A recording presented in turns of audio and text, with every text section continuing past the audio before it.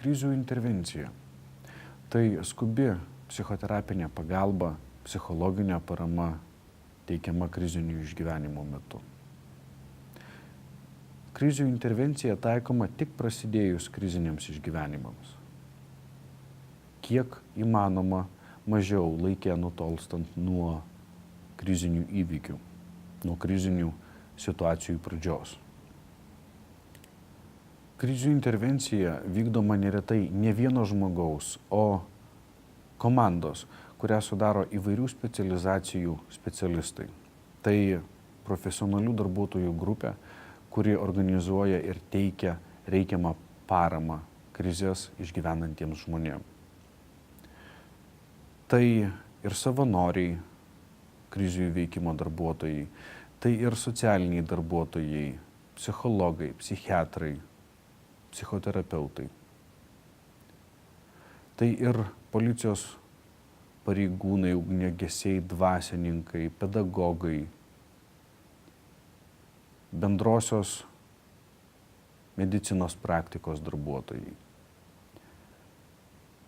Tai asmenys, kurie susiduria su sunkius krizinius išgyvenimus jaučiančiais asmenimis ir atitinkamai turintys galimybę palaikyti kontaktą su tais žmonėmis, su jų artimiausia aplinka. Tai asmenys, kurie čia ir dabar gali padėti žmogui neužsisklęsti, suvokti, kad jis yra čia ir dabar ne vienas, kad jį atjaus, supras, kad jo jausmai yra tikri ir reikalingi, natūralūs. Neretai įvardyjama, jog krizių intervencija ir psichoterapijos seansai turi labai daug sąsajų. Tačiau aktualu įvardinti, jog specialisto pozicija čia itin aktyvi, emociškai palaikanti. Aktualu suvokti, kad psichoterapijos trukmė, krizių intervencijos trukmė terminuota, neilgiau 2 mėnesių. Ir dėmesys skiriamas situacijos ir išgyvenamų jausmų čia ir dabar normalizavimui. Orientuojamasi ne į praeities išgyvenimų analizę ir reikšmę šiandieninėje aplinkoje. Orientuojamasi į konkrečių krizinių išgyvenimų pasekmes, į jausmus čia ir dabar, į žmogaus galėjimą veikti čia ir dabar. Stengiamasi padėti konkrečiam individui jausti aplinką efektyviai, kiek tai yra įmanoma, ir sugebėti ją analizuoti, kiek įmanoma adekvačiau, atrasti savo galimybės su maksimaliais pagalbos teikimo šaltiniais, reabilituotis ir efektyviai eiti krizės įveikimo keliu. Pagalba suteikiama neatidėliotinai. Surenkama krizinio įvykio išgyvenimo istorija. Tiek kliento tiesiogiai prašoma pasakyti, kas sąlygojo krizę, kokios buvo prieškrizinės aplinkybės, kas nukentėjusio žmogaus akimis vyksta dabar. Reikia žinoti visus pagrindinius duomenis apie situaciją. Kas sąlygojo krizę, kiek žmogui ji svarbi, kaip pats žmogus suvokia nutikusių įvykių reikšmę gyvenime, galėjime išlaikyti gyvenimo kokybę, kasdienybę. Kiek reikšmingų pokyčių kliento suvokimu reikalaus pati krizė. Kiek vidinių resursų turi žmogus tam, kad krizę įveikti sėkmingai, kiek išorinių, tai socialinės aplinkos pagalbos resursų žmogus turi, į ką gali atsiremti. Nustatoma, ar tai psichologinė krizė, ar kitas į krizę panašus sutrikimas.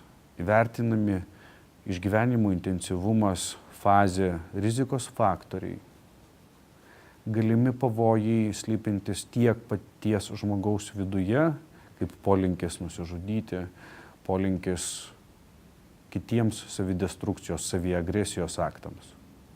Galimybės gauti artimųjų ir draugų pagalbą. Išsiaiškinamos kliento pastangos ir galimybės veikti.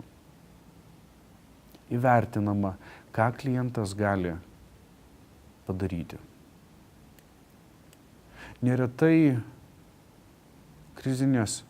chronizuotas krizinės situacijas patiriantys žmonės pasižymi psichinių ligų recidyvu, kritinėmis būsenomis. Tokiu atveju tinkamas ir adekvatus žmogaus būsenos įvertinimas padės numatyti reikiamas pagalbos priemonės. Pavyzdžiui, chroniški kriziniai išgyvenimai jau reikalaus sisteminės pagalbos ir tiesiog krizinio konsultavimo neužteks. Aktualu padėti žmogui atstatyti vidinius resursus ir asmenybės vientisumą. Reikės daug darbo siekiant padėti išgyventi krizei būdingus jausmus, atrasti elgsenos modelį, kaip krizę išspręsti pozityvia linkme. Tačiau čia jau reikės ne tik psichologinės paramos, bet neretai ir medikamentų, psichiatro pagalbos, kurios periodiškai arba nuolatos vartos konkretus žmogus.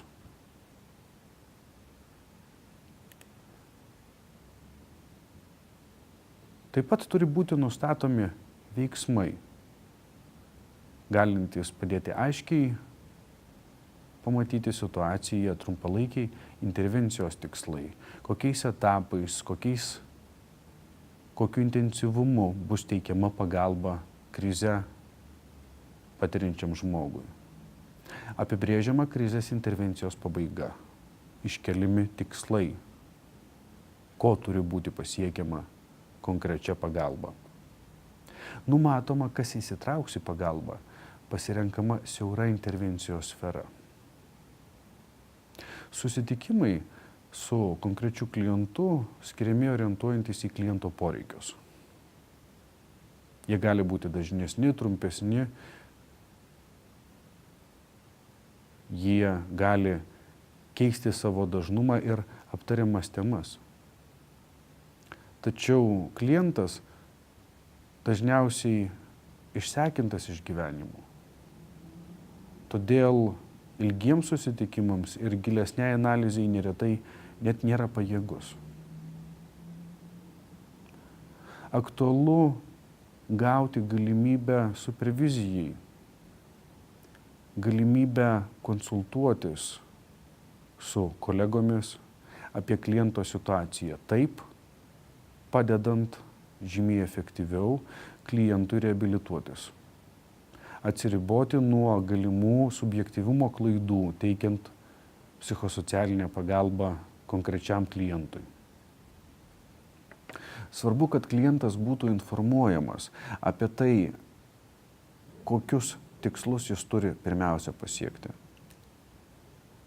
ko tikimasi iš jo reaguojant į teikiamą pagalbą, kokią trukmę apims teikiami pagalbos veiksmai, kokią naudą jie jam duos.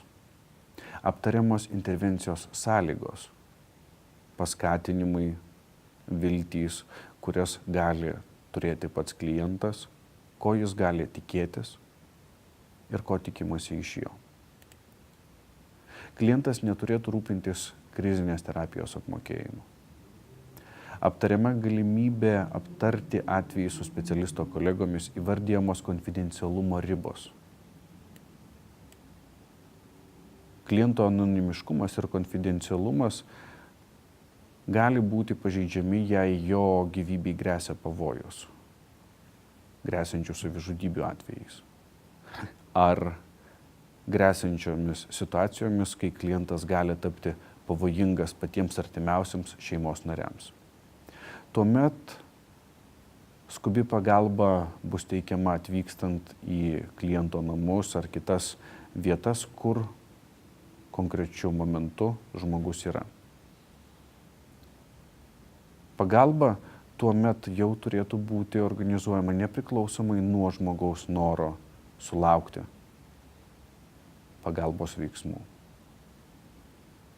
Žinoma, toks modelis dažniau būdingas Amerikos krizių įveikos tarnyboms, tačiau ir Lietuvoje jį taikyti yra aktualu.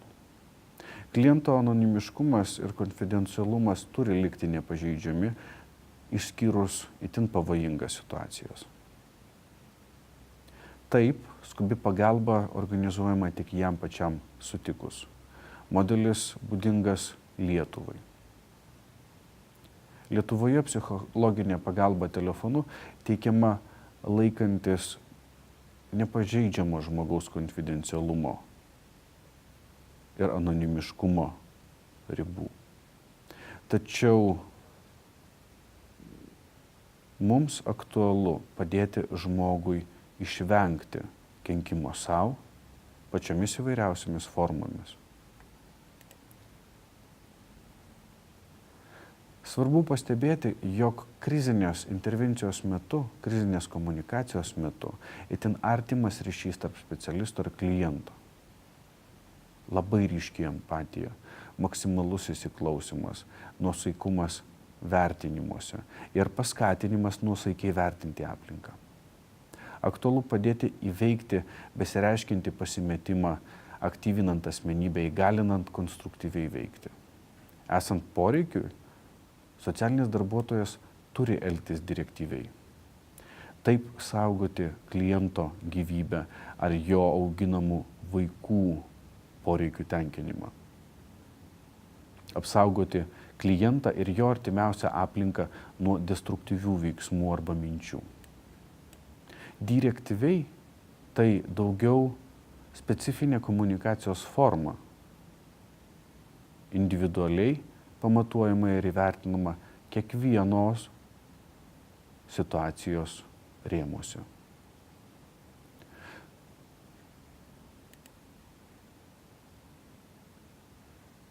Aktualu išlaikyti nuosaikų bendravimą su klientu.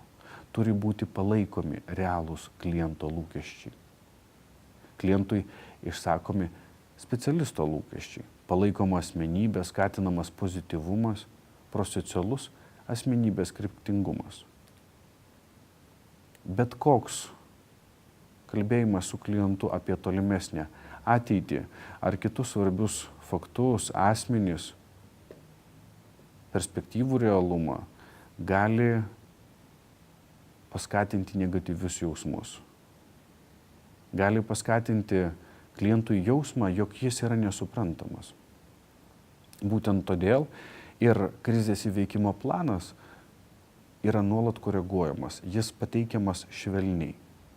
Nesikoncentruojama vien tik ties ateitimi, stengiamasi padėti čia ir dabar.